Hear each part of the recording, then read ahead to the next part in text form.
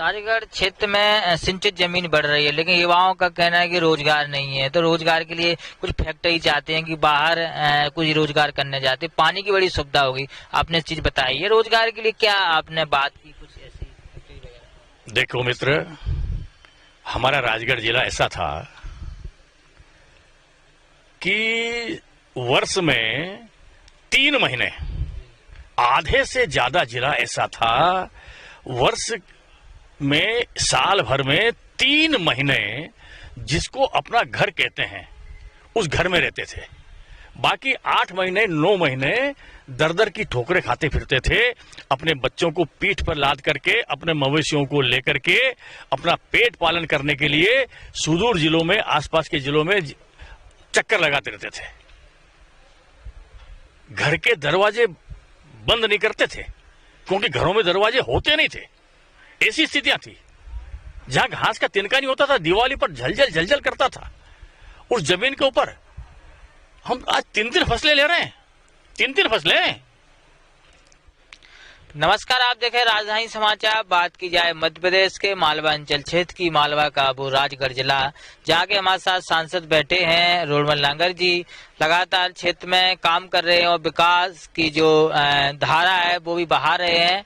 सांसद जी क्षेत्र में भी जाते हैं और साथ साथ दिल्ली में भी जो पार्टी के काम या क्षेत्र के विकास के काम को लेकर दिल्ली भी रहते हैं। सांसद जी, बड़ा सवाल यही है, कांग्रेस आरोप लगाती है लगातार कि अभी जो खाद की समस्या रही, खाद की समस्या पे कहा है कि लोगों को मिला नहीं, ब्लैक मनी हुई है क्षेत्र में और तमाम चीजें हैं। कैसे देखते हैं आप ये आरोप? देखिए, कांग्रेस का काम है आरोप लगाना, उसने लगाना चाहिए। लेकिन मैं आपके माध्यम से एक बात बताना चाहता हूं कि 5-7 साल पहले, 7 साल पहले या 8 साल पहले का आंकड़ा होगा, आंकड़े हैं, हमारे यहां राजगढ़ में गेहूं पैदा होता था 70,000 मेट्रिक टन खाद्यान्न। कितना? 70,000 मेट्रिक टन। पिछले साल हमारे यहाँ खाद्यान्न का उत्पादन हुआ है 4.5 लाख मेट्रिक टन। 70,000 से 4.5 लाख मेट्रिक टन, और आने वाले 2 वर्षों में हम खाद्यान्न का उत्पादन करने वाले हैं 12 lakh metric ton. 12 lakh metric ton. तो कहीं ना कहीं थोड़ा ऐसा हो सकता है, गणित लगाने में, आकलन करने में कुछ कमी रह गई हो, मैं ऐसा नहीं कहता, लेकिन खाद की कमी है ऐसी बात नहीं है। कई बार किसी चीज की कोई कमी हो जाती है तो लोग सोचते हैं कि 2 की जगह 6 बोरी लेकर रख लो, तो क्षणिक हो सकता है कहीं हुआ होगा। तो मेरी तो कोई बहुत ज्यादा जानकारी में ऐसी बात है नहीं, और कोई कमी नहीं है खाद की, पर्याप्त मात्रा में खाद है। सारी संस्थाओं में, सारी सोसाइटियों में खाद के भंडार पड़े हैं, कोई दिक्कत नहीं है। थोड़ा कहीं समय ऐसा आ सकता है 1-2 रोज का, जिसमें कुछ ऐसा हुआ होगा, बाकी ऐसी कोई बात नहीं है। बिजली कटौती की समस्या, बिजली कटौती के आरोप लग रहे हैं, करे सांसद जी से पूछा करो, तो मैंने कहा इस बार मिल ही गए। बिजली की जो समस्या है, तमाम एसडीएम के घेराव करते हैं, चाहे आपके खिलचीपुर विधायक हों, बिहार, तमाम देखा होगा कि आवेदन देते रहते हैं। क्या है मामला, क्या किसानों को बिजली नहीं मिल पा रही? बिजली पर्याप्त मिल रही है, पूरी बिजली मिल रही है, कोई दिक्कत नहीं है। देखिए, जिन लोगों के आप नाम बता रहे हैं उनका धर्म है, वो विरोधी हैं, तो विरोधी का काम है विरोध करना। उनसे आप खुद अकेले जाकर के पूछो तो वो कहेंगे कि पहले से तो बहुत बेहतर है भाई। कहाँ था बिजली में करंट जब दिग्गी राजा थे? बिजली थी क्या? थी नहीं, लालटेन युग में आ गए थे। आज चारों ओर बिजली बिजली है। कोई ये शुरुआत के समय में कहीं ऐसा हो सकता है कि जब पहला पानी दिया जाता है तो सब एक साथ लोग लगते हैं और एक साथ बुआई करते हैं, तो उसमें थोड़ी दिक्कत हो सकती है। और उसकी वजह यह है कि हमारे यहाँ पानी के पर्याप्त भंडार भरे हैं, हमने बड़े बड़े डैम बनाए हैं, पानी के बड़े वाटर टैंक बने हैं, तो इसलिए पानी जब बड़ा है तो बिजली में कहीं ना कहीं ऐसा लगता है कि हाँ भाई जो है जितनी चाहिए उतनी नहीं मिलती है, उसी दिन किसान को तो उसी दिन चाहिए। अब उसमें थोड़ी विसंगति रही होगी कहीं, लेकिन ऐसी कोई दिक्कत नहीं है। पर्याप्त बिजली है और बिजली नहीं होती तो इतना खाद्यान्न कैसे पैदा होता। 2023 में विधानसभा चुनाव है। राहुल गांधी की भारत जोड़ो यात्रा निकल रही थी। यात्रा के साथ साथ अभी उन्होंने एक नई बताया है कि हाथ से हाथ जोड़ो अभियान भी चलाएंगे 26 जनवरी से कांग्रेस पार्टी। आप कैसे देखते हैं 2023 में, क्या भारत जोड़ो यात्रा कुछ माहौल बदलेगा, नहीं बदले, क्या स्थिति रहेगी? हम तो भगवान से प्रार्थना करते हैं कि देश में कांग्रेस मजबूत हो, ताकि एक सशक्त विपक्ष भी खड़ा हो। अभी तो दुर्भाग्य ये है देश का कि लोकसभा के अंदर मान्यता प्राप्त विपक्षी दल नहीं है, विरोधी दल का नेता मान्यता प्राप्त नहीं है। वो कौन से भारत को जोड़ने की बात कर रहे हैं? कौन से भारत को जोड़ने की बात कर रहे हैं?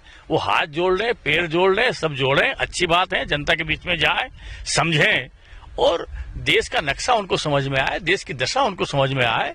तो मैं समझता हूं कि जितने वो ज्यादा समझदार होंगे उतना ज्यादा कांग्रेस पार्टी मजबूत होगी, तो देश का भी भला होगा। हम तो अच्छे सशक्त विपक्ष की कामना करते हैं। 2018 का विधानसभा चुनाव आपने देखा होगा, कांग्रेस आई, फिर बीच में सिंधिया जी आए, भाजपा सरकार बन गई। 2023 का विधानसभा चुनाव कैसे देखते हैं? क्या रहेगी पार्टी की नई रणनीति, कैसे किस प्रकार से काम करेगी? देखिए 2018 का जो चुनाव था ये बहकावा था। बहकावे में किसान भाई आ गए, लालच में आ गए और इनके बहकावे की हवा निकल गई, वो भी लोगों ने देख लिया। और इस सीमा तक जाकर के देखा कि कांग्रेस की सरकार ही भरभरा करके गिर गई, क्योंकि उसने अपने वादे पूरे नहीं किए। इतने गलत, इतने झूठे वादे किए कि जो संभव ही नहीं थे।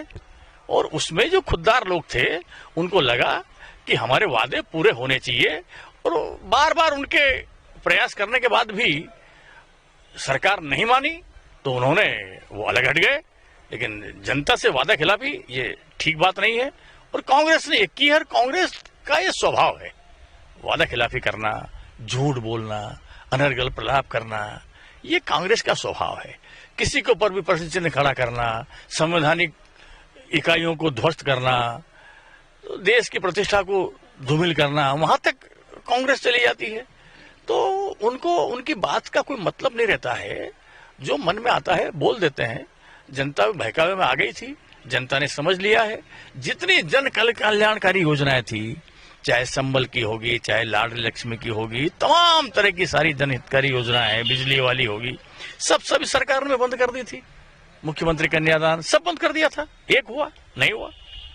तो जनता को समझ में आ गया है, जनता समझती है। आपके क्षेत्र में एक नदी है, पार्वती नदी, वहाँ की अभी डैम बन रहा है, तो किसानों की जमीन डूब में रही। दिग्विजय सिंह, तमाम कांग्रेसी नेता भोपाल भी आए कि उनको मुआवजा उचित मिलना चाहिए। आपने शायद संज्ञान में होगा मामला, क्या स्थिति है उन किसानों को मुआवजा को लेकर, क्या इस प्रकार से? देखिए हम भी सहमत हैं और माननीय मुख्यमंत्री जी भी सहमत हैं। वो भी, हमारे मुख्यमंत्री जी बहुत सहिष्णु हैं और बहुत सजग हैं, और वो लगातार उसकी चिंता कर रहे हैं। पार्वती का जो डैम बन रहा है, इससे बड़े बड़े डैम और भी राजगढ़ में बन चुके हैं।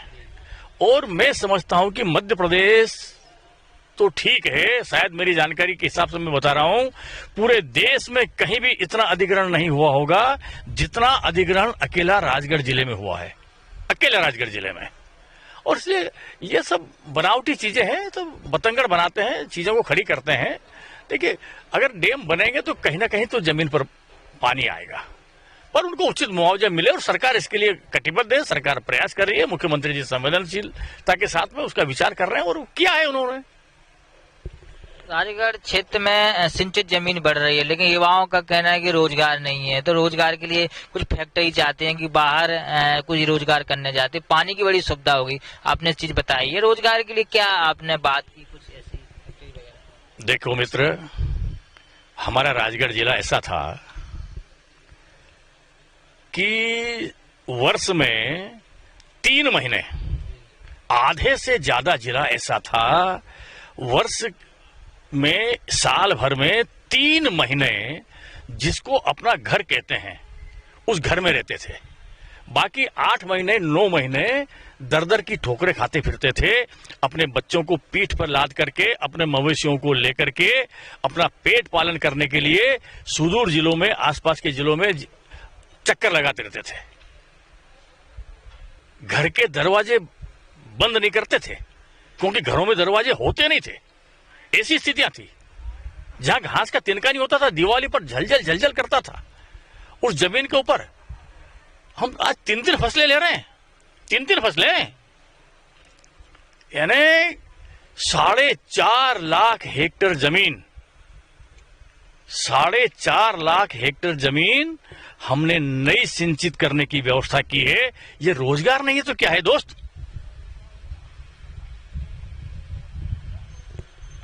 युवाओं की आवाज है, अपन युवा कहते हैं, क्षेत्र को फैक्ट्री की आशा चाहते हैं। देखिए, फैक्ट्रियों की एक जमाना था, राष्ट्रीय राजमार्ग जितने थे गड्ढे ही गड्ढे थे, कहीं सड़कें नहीं थी। एक सड़क अगर कहीं हो राष्ट्रीय राजमार्ग पर, दिल्ली जाना हो, मुंबई जाना हो तो दूर की बात है, भोपाल आना हो, इंदौर जाना हो, ग्वालियर जाना हो, राजस्थान जाना हो, कहीं पर भी कोई सड़कें नहीं थी। क्या राष्ट्रीय राजमार्ग उस समय नहीं थे? ये क्या नए पैदा हो गए? आज हमने चाक चौबंद व्यवस्था की है। पानी कहीं पर था नहीं, 5-5 नदियां निकल रही है। तो नदियां आज ही आई, इसके पहले नदियां नहीं थी। इतने बड़े बड़े डैम बने। रेलवे, रामगंज मंडी से भोपाल तक की रेल लाइन 2013 में कांग्रेस गवर्नमेंट की सरकार ने झालावाड़ तक ला करके उसको फिल कर दिया था।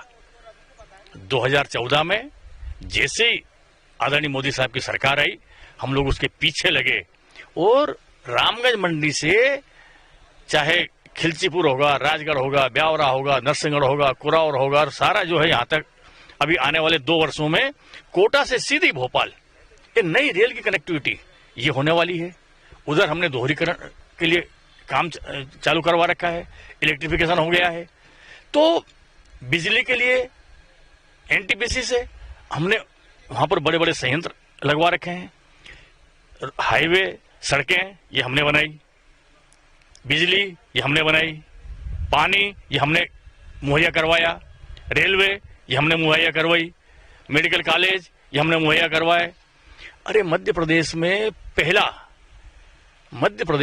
पहला व्यावसायिक महाविद्यालय खुला है जो राजगढ़ में खुला है युवाओं के लिए। मध्य प्रदेश में 7 आदर्श महाविद्यालय आए, उन 7 में से एक आदर्श महाविद्यालय राजगढ़ में है युवाओं के लिए। और ये सारे संसाधन इकट्ठे हुए हैं। हमने एक गांव ऐसा नहीं छोड़ा है जहां पीने का शुद्ध नल से जल नहीं है। एक गांव नहीं छोड़ा है। पाइपलाइनें बिछ रही है, 1300 गांव में लगभग बिछ चुकी है, पानी चालू हो चुका है। तो पीने का पानी हो, सिंचाई का पानी हो, उद्योग इंडस्ट्री का पानी हो, सड़कें हो, राजमार्ग हो, बिजली हो, इन सबकी ये सारी अधोसंरचना खड़ी की है। और हमारा संकल्प है कि जो भी फसलें हमारे यहाँ पैदा होगी उसका प्रसंस्करण हमारे वही युवा करें। पहले तो जो पलायन का दंश था ना, इस पलायन के दंश को हमने भोगा है। इतना लोग पलायन करते थे, अपना पेट पालने के लिए पलायन करते थे, शिक्षा प्राप्त करने के लिए पलायन करते थे, रोजगार, व्यवसाय, व्यापार करने के लिए पलायन करते थे, शिक्षा प्राप्त करके आ जाते थे तो अवसर के प्राप्ति के लिए पलायन करते थे। उन सारे लोगों को वहां पर कैसे रोजगार मिले, वो कैसे वहां पर हुनर करें और हमारे जिले को, हमारे क्षेत्र को कैसे विकसित करें, इसका प्लान हमारा है और हम इसमें आगे बढ़ रहे हैं। आखिरी सवाल यही है, जिला पंचायत चुनाव का सवाल बनता है। जिला पंचायत चुनाव भारतीय जनता पार्टी क्यों राजगढ़ से हारी, क्या कारण रहा? आप क्षेत्रीय सांसद हैं तो सवाल तो हमारी अपनी कमजोरी की वजह से हारी। हम कमजोर थे इसलिए हार गए। ब्यावरा 2 बार चुनाव हुए, 18 का और उपचुनाव का, उसमें भी कोई पार्टी सफल नहीं हो पा रही। क्या स्थिति रहेगी इस बार? इस बार बहुत अच्छी स्थिति रहेगी, बिल्कुल सफल होंगे हम। राजगढ़ के सांसद थे रोडमल नागर जी। लगातार वो तीखे सवाल थे, फिर भी जनता के उन सवालों के जवाब दिए। कहीं न कहीं क्षेत्र की जनता विकास के लिए काम लगातार क्षेत्र में करे। राजधानी समाचार न्यूज कर्मी रिपोर्ट, कैमरामैन हर्ष कुशवाहा के साथ। Subscribe now and press the bell icon. Never miss an update.